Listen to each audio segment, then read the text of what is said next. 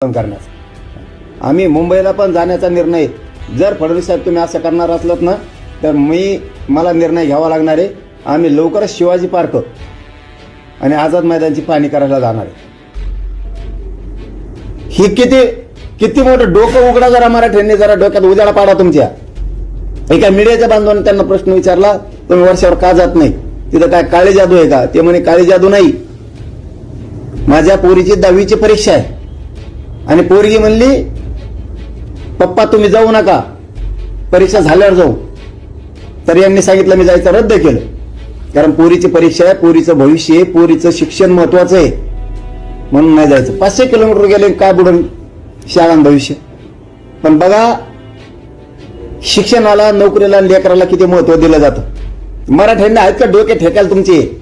लेकीला, पोरीला, आपल्या शिक्षणाला, भविष्याला किती महत्व दिलं जातं. शिका फडणवीस साहेबांकडून मराठी जरा. स्वतःच